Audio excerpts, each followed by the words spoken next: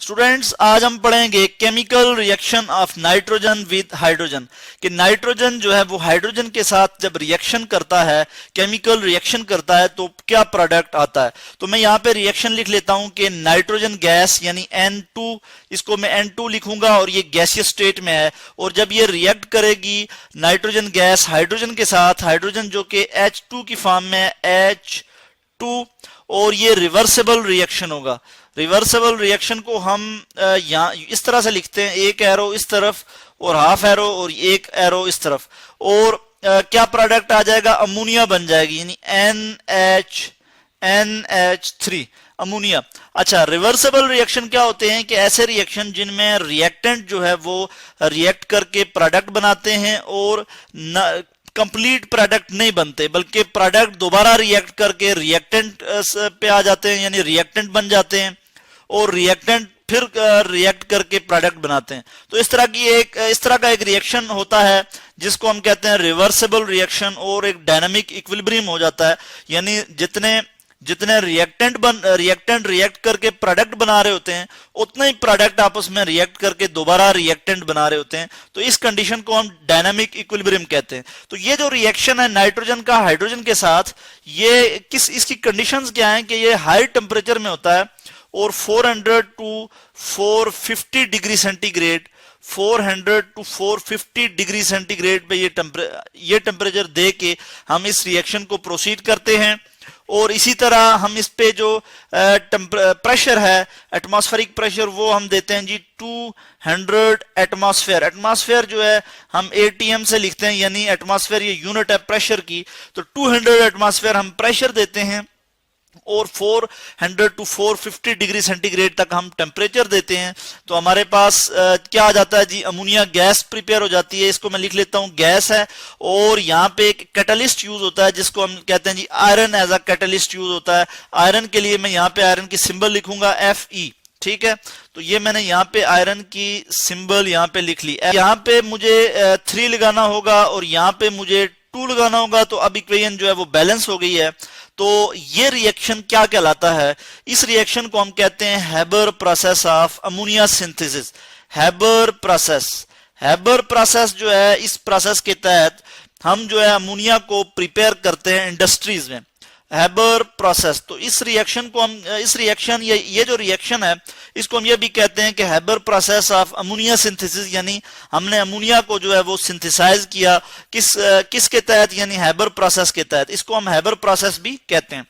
Temperature इसका हम high रखते हैं, अगरचे हाई टेम्परेचर में इसकी यील्ड कम हो जाती है, मगर इसका जो रेट ऑफ रिएक्शन है वो भी जो है वो बढ़ जाता है। इसका रेट ऑफ रिएक्शन बढ़ जाता है, रिएक्शन की स्पीड बढ़ जाती है। अगर हम इसका टेम्परेचर लो रखें मगर इसकी जो यील्ड आएगी वो भी बढ़ जाएगी, मगर इसका जो रेट ऑफ रिएक्शन है वो कम हो जाएगा, जो रिएक्शन की स्पीड है वो कम हो जाएगी। इसलिए जो केमिस्ट्स हैं वो क्या करते हैं, हायर टेम्परेचर देते हैं इसको, इस रिएक्शन में, यानी 400 टू 450 डिग्री सेंटीग्रेड टेम्परेचर देते हैं, तो एक जो है एक्सेप्टेबल यील्ड अमोनिया की आ जाती है, एक एक्सेप्टेबल रेट पे जो वो आ जाती है। तो इस प्रोसेस को हम हैबर प्रोसेस भी कहते हैं, ये भी हमें याद रहे। और इस प्रोसेस के तहत हम इंडस्ट्रीज में जो है वो अमोनिया की जो है वो प्रिपरेशन करते हैं, कि हम जो है क्या करते हैं, नाइट्रोजन और हाइड्रोजन को रिएक्ट करवाते हैं हायर टेम्परेचर पे और हायर प्रेशर पे, और आयरन जो है वो एज अ कैटलिस्ट यूज करते हैं, तो हमारे पास अमोनिया जो है वो गैस आ जाती है। बल्कि अमोनिया गैस भी है, बल्कि इसमें जो है हम देखते हैं कि लिक्विड फॉर्म में भी आ जाता है। अमोनिया जो है बाद में हम उसको लिक्विफाई भी कर सकते हैं, यानी लिक्विड फॉर्म में भी हम उसे कलेक्ट कर सकते हैं। तो ये जो रिएक्शन था, यह आपने देखा कि किस तरह से नाइट्रोजन जो है वो हाइड्रोजन के साथ रिएक्ट कर रहा है। रिवर्सिबल रिएक्शन है, यानी ऐसे रिएक्शन, रिवर्सिबल रिएक्शन कौन से होते हैं, इसमें जो होगा रिवर्सिबल रिएक्शन, यानी ऐसे रिएक्शन कि जिसमें रिएक्टेंट जो है वो ना तो कंप्लीटली प्रोडक्ट में कन्वर्ट हो, ना ही प्रोडक्ट कंप्लीटली बने, बल्कि वो दोबारा रिएक्टेंट में कन्वर्ट हो जाएं। ऐसे रिएक्शंस को हम कहते हैं रिवर्सिबल रिएक्शंस। और जिस रेट से रिएक्टेंट प्रोडक्ट बना रहे हूं और प्रोडक्ट जो है वो दोबारा रिएक्ट करके रिएक्टेंट बना रहे हो तो उसको हम कहते हैं, ये कौन सी कंडीशन है, ये इक्विलिब्रियम आ जाता है जिसको हम डायनामिक इक्विलिब्रियम कहते हैं। यानी मैं यहाँ पे लिख लेता हूँ डायनामिक इक्विलिब्रियम। तो मैंने लिख लिया डायनामिक इक्विलिब्रियम, यानी ये क्या है कि इस स्टेज पे डायनामिक इक्विलिब्रियम यानी इस स्टेज पे जितने रिएक्टेंट बन रहे होते हैं उतने ही जितने रिएक्टेंट आपस में रिएक्ट करके प्रोडक्ट बना रहे होते हैं, फिर उतने ही प्रोडक्ट जो है वो आपस में रिएक्ट करके दोबारा रिएक्टेंट में कन्वर्ट हो रहे होते हैं। यानी इनका जो रेट है वो जो है वो एक बराबर हो जाता है। आप यूं समझें कि अगर मैं यहाँ पे एक ग्राफ ड्रा करूं, जैसे एक मैं यहाँ पे ग्राफ ड्रा कर लेता हूं, मैं आपको यहाँ पे दिखा दूं। यानी आप ये देख सकते हैं कि जितने प्रोडक्ट जो है वो शुरू में आप देखें रिएक्टेंट ने जब आपस में रिएक्ट किया तो उनकी कंसंट्रेशन कम होती गई, ठीक है जी।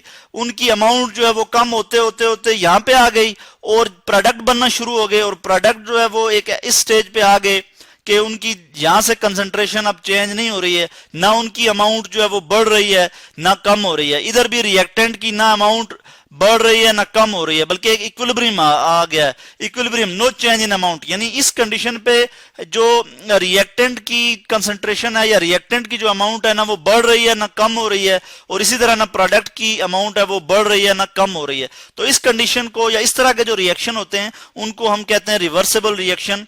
और इस कंडीशन को कि जहां पे दोनों की अमाउंट जो है वो बराबर हो, यानी बराबर इस सेंस में कि ना बढ़ रही हो और ना कम हो रही हो, बल्कि इक्विलिब्रियम हो, उस इक्विलिब्रियम को हम कहते हैं डायनामिक इक्विलिब्रियम जी। यहाँ पे हम इक्विलिब्रियम के स्पेलिंग ठीक करके लिख लेते हैं।